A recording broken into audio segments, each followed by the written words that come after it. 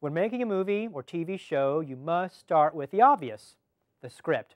Putting the right words on paper can take months or even years.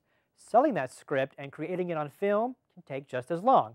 Two screenwriters have come here to tell their story. It's all coming up next on the season premiere of Below the Line.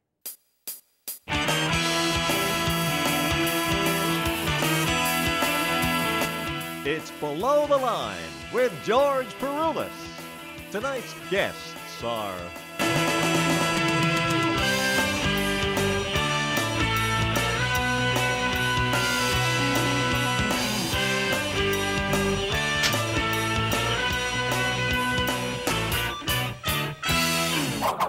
Welcome to Season 2 of Below the Line. I'm George Peroulas. We begin with step 1 of the production process with the script. Nothing can happen unless you have a setting, characters, and words to be spoken. Please welcome screenwriters Kerry Cashion and Austin Newman. Hi, how are you?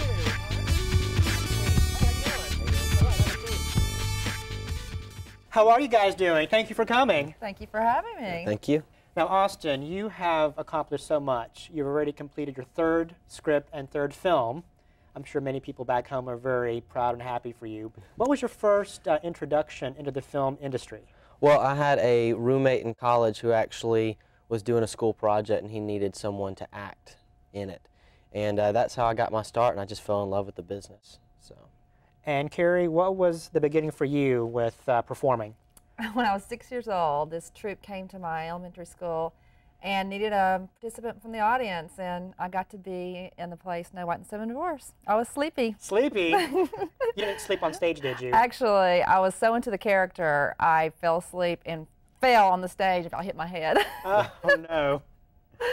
Now, you also transitioned into writing, and that happened when you had kids. Right. What did you do?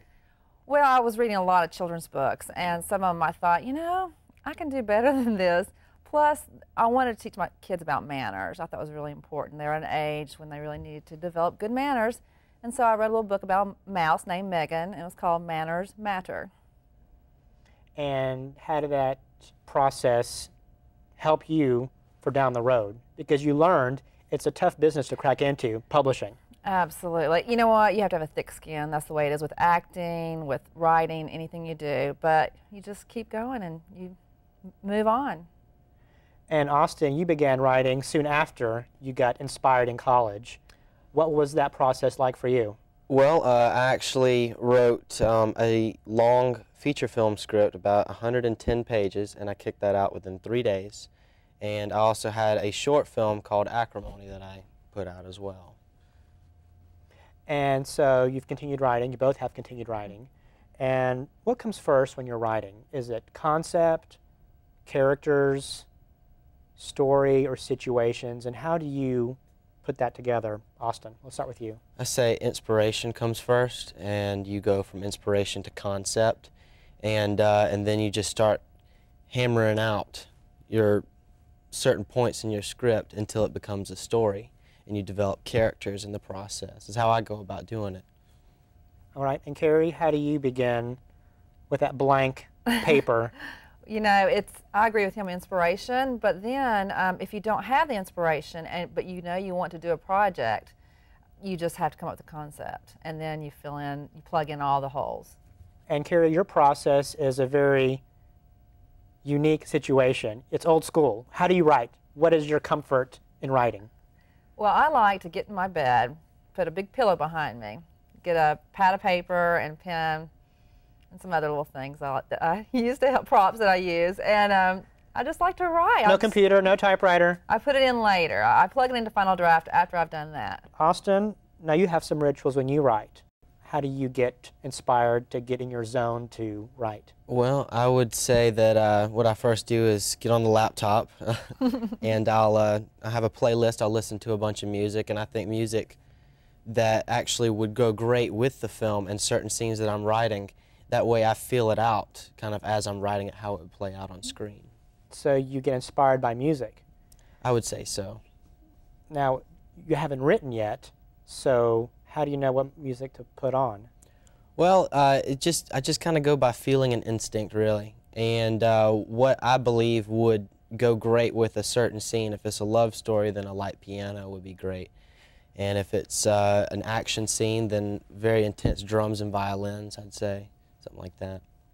And do you have a defined writing style? Well, I don't really go by the method that a lot of people go by, which is the 3-act. I go by something I call the 4-corner point system, which I did my own self. What is that? Well, it's just like certain points in the script, in the story, that I've went with that were turning points of the story and moved it along. And I kind of just install the little points and write in between until I get a complete script and story. And Kerry, what is your system in writing? You know, I can't say that mine follows any particular rule. I jot down ideas because I've learned that if I don't, the idea is gone. And so I just, if I'm in the car, I can be somewhere having lunch or dinner, and I write it down, and then I take those ideas and I plug them where they need to be. Austin, do you think it's easier for you to write for a male character versus a woman? And Kerry, do you think it's easier for you to put words in a female character's mouth versus a man? Let's begin with you, Austin. Well, actually, I'd have to say it depends. If the female is interacting with a male, then I will be able to write it pretty easily. As far as males go, I can write it a lot easier because I can feel the character a little bit more.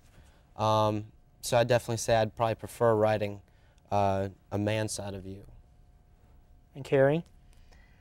I don't think it makes any difference for me. And as a matter of fact, I actually enjoy the challenge of trying to write for someone who's entirely different from me. And do you show other people your work after you write for comments or feedback? Absolutely. How does that work for you? What do you do? Well, what it does is I have a co-producer, and I like to show it to her. And she looks at it and gives me some ideas, and I may or may not go with them, but it's good to get that feedback. It may make you think about something a little differently. Austin? After a couple different drafts, I'll run through and tweak everything and fine-tune it. Then I'll sit down with a test audience that would read the script with me, and we'll film it and watch the reactions of people and what they thought of the script. People that don't know the stories I do, people I'll just pull off the street, and we'll feed them and let them read the script with us, see what they think, get their comments and reviews. So, Austin, how do you handle constructive criticism after you bring these people in and you share your story? Well, I take it to heart. I write it down, everything that they've said, and if I feel like I should change it, and if I've heard so much of that certain comment, then I'll go back and make corrections to the film, or the script, actually. And Kerry, what are the things that you deal with constructive criticism? How do you respond to people who are essentially judging what you write? Remember I said you have to have a thick skin? That's right. You do, you really do. And it's okay. You know, if people don't agree with what I've written, they think it may need to be different, I will entertain the idea. It doesn't mean that I'll necessarily change it. And they've got to have a thick skin too, and knowing that, you know, I may not take their advice, but that's okay. And you both have written about romance. Do you feel that you want to be a broad writer or just stick with this genre right now? Kerry? Oh, I'm already working on something that's different. So, yes, I think romantic comedy is great. Everybody can relate to it. But it does appeal to a certain audience more than others. So I definitely want to broaden my horizons in writing.